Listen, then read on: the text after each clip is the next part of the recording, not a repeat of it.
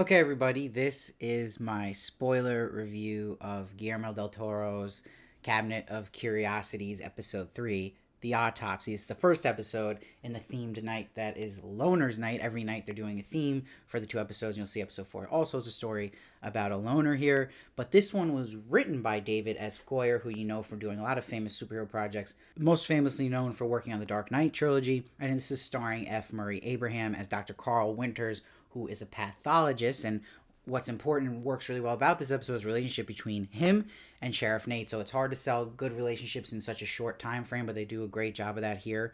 And great relationships always just bring stories to the next level. They're the most fascinating, you care the most, and it's really introducing this origin of this monster that we're seeing is now becoming the connecting tissue of all these episodes. So that monster will take over Joe Allen, and that's why you see the meteorite in the beginning, the shooting stars, and you see the song playing at one point that is catching falling star. So that's all connecting here in the ship that came to Earth as that little sphere took over Joe Allen, this figure that has tentacles. Obviously, you should be watching these in order. If you haven't watched episode 1, leave now because I'm going to spoil it a bit. But with episode 1, I believe that this monster that we're seeing in this episode, in its tiny form, we learn that it feasts and gets bigger. I believe that those tentacles is the same monster we see in episode 1 at the end, and that we know this takes place way earlier than that, and over time this thing has just been getting stronger and eating and feasting and becoming bigger and bigger. And I think that's really cool that they're connecting that. And also there's little connections to episode 1, like it was the same animal that we saw from episode 1 in the fridge here, that he chopped his head off, the Nazi character in episode 1. And they also even mentioned that some of these kills looked like a butcher did it, which we knew he was a butcher. So that was interesting connection there. But besides all those fun little things that connect, so much worked here. I like the line that the character of Carl is talking about where he says that we're all on the same conveyor belt going to the same destination, and that's when he reveals he has stomach cancer.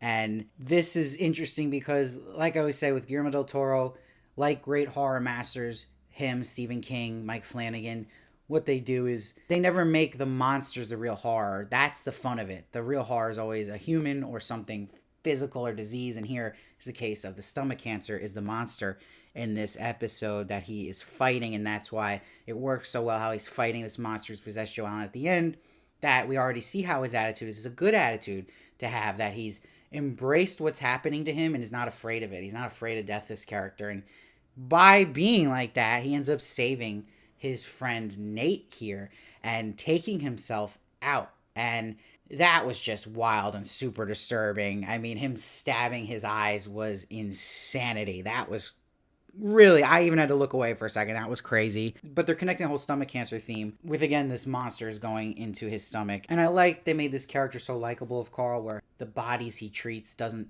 treat them like a piece of meat. He says sorry to them. He sees them as humans. And I love just the camera work in particular of Joel Allen when he's upside down and they're laying next to each other. It just made him look more terrifying. And it's us learning about this monstrous entity. What's brutal about it is it still wants to make you suffer in your pain. It doesn't just kill people. You still feel the pain. So this character, Eddie Sykes, is here, but he's mutant powerless, he's saying.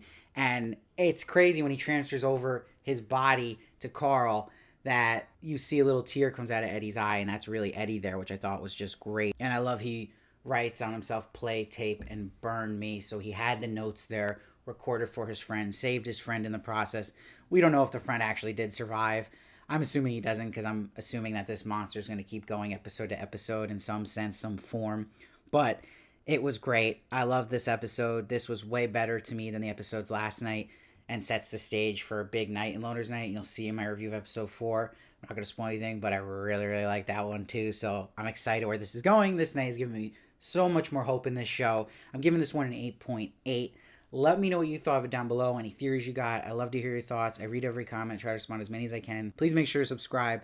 I'll be reviewing every episode of the show. My reviews will come out the night the episodes drop, so you're not going to want to miss any of them. Please follow me at Steve Varley Show on Twitter, Instagram, and TikTok for more of me. And I'll see you next time.